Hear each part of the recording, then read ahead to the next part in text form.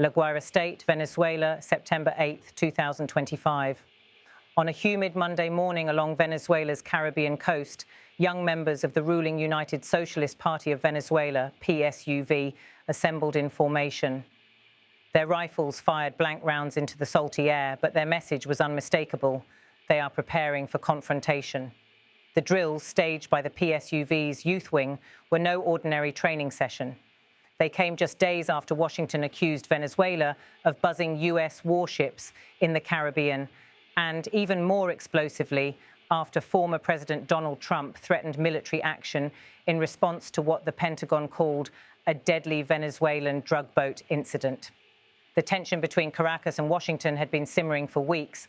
On this day, it boiled into a spectacle of discipline, defiance, and political symbolism. Rows of young men and women in olive green fatigues crouched low across the dusty parade ground, pulling triggers on assault rifles fitted with blanks.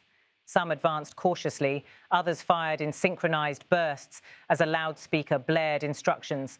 Their faces showed a mixture of youthful determination and nervous pride caught between performance and preparation.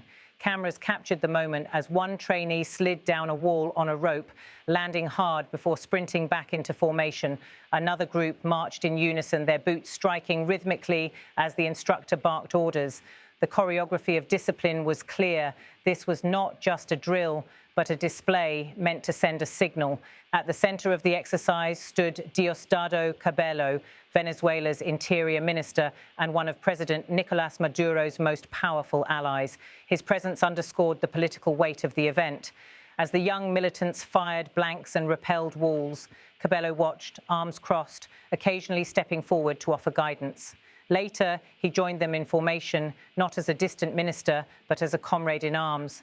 Cameras captured the striking image. The nation's second most powerful civilian leader, dressed plainly among young activists, sharing the drill, embracing the symbolism. It was no coincidence. For Cabello, this was not only a training session, but also a stage to project loyalty, unity, and readiness in the face of Washington's escalating pressure. The drill was also a graduation. After hours of maneuvers, the participants assembled in formation, raising their voices to sing Venezuela's national anthem. Their chorus filled the training camp, patriotic, defiant, and resolute. Behind them, flags fluttered in the Caribbean breeze, Venezuela's tricolor flanked by the red PSUV banner and the Ministry of Interior's insignia.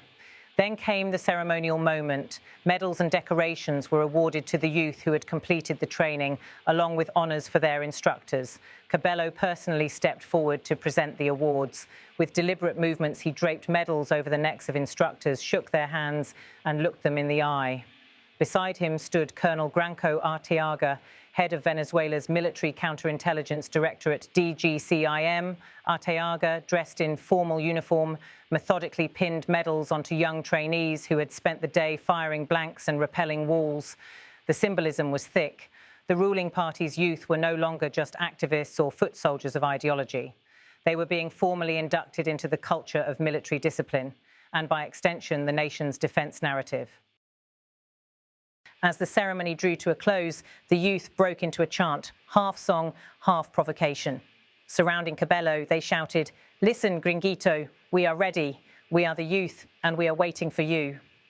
The words, delivered in Spanish, "Escucha, Gringuito, ya estamos preparados. Somos la juventud y te estamos esperando," were both playful and defiant. The diminutive Gringuito, while often teasing, carried a sharp edge here.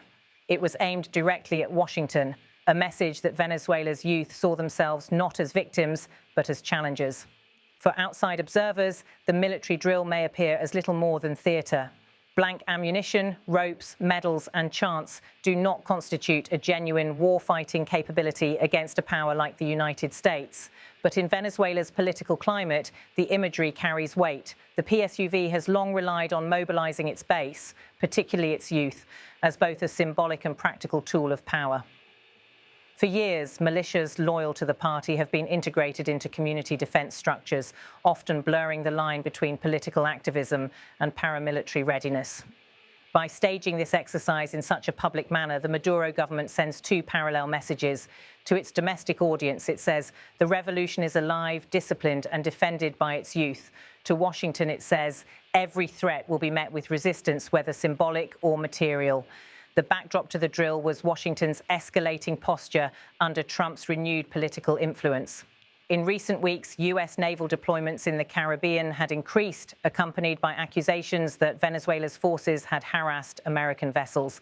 Then came the Pentagon's claim of a Venezuelan drug boat incident, which turned deadly and added fuel to Washington's narrative of Caracas as a criminal state.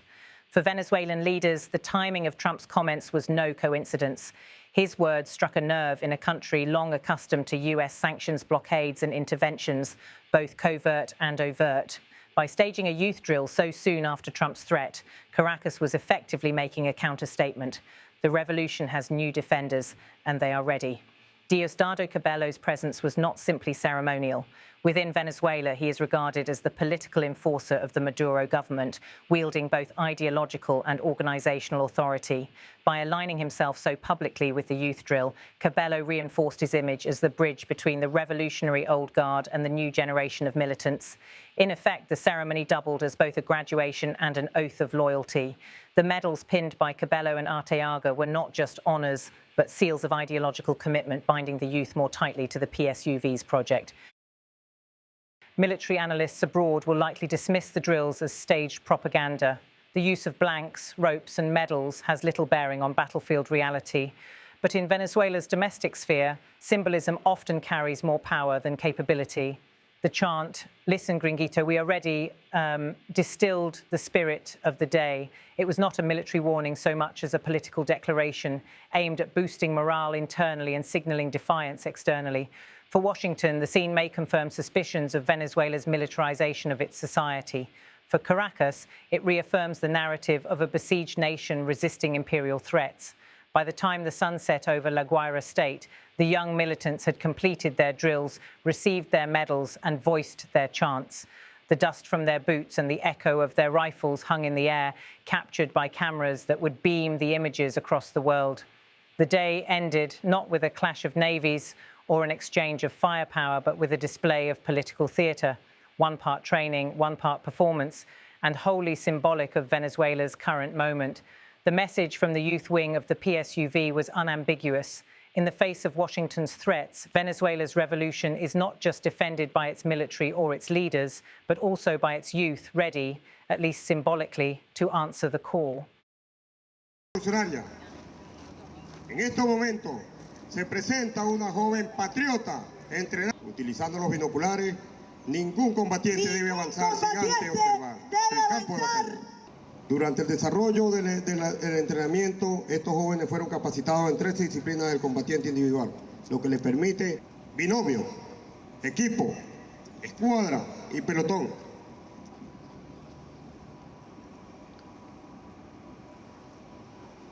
Mediante una constante, las mismas misiones que el binomio, y puede conformarse como una patrulla ligera de observación. Necesitamos apoyo. Repito, necesitamos apoyo. Una vez atendida la situación, el enemigo se aferra con la posición. Una posición ventajosa contra el enemigo. De poner las armas, nos tenemos rodeados.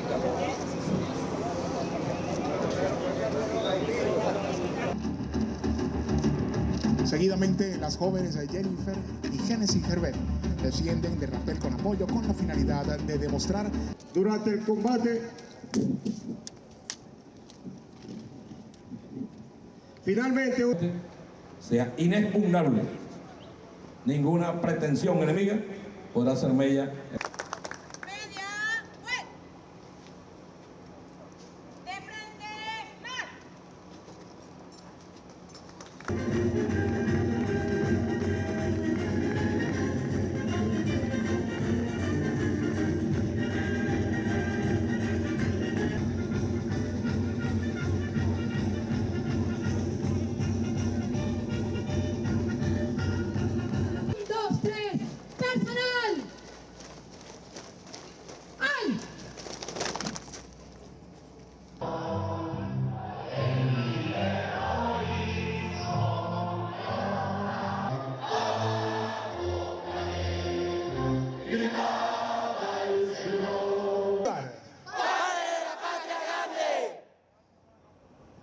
pensamiento del comandante. Sino de manera profunda iremos a hacer las transformaciones que sean necesarias para el desarrollo de nuestro país. Venezuela. La juventud patriota. ¡Al hombro! ¡Ar! ¡Pístala! La última discreción en...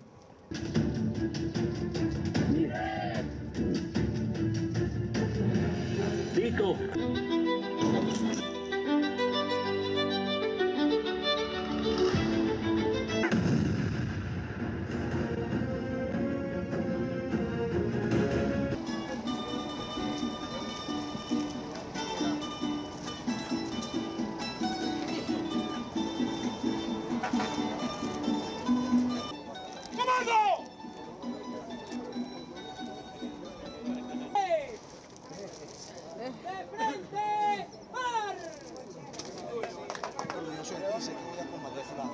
¡Juventud Socialista!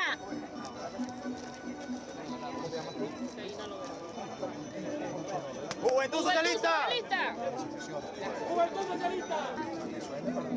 ¡Juventud Socialista!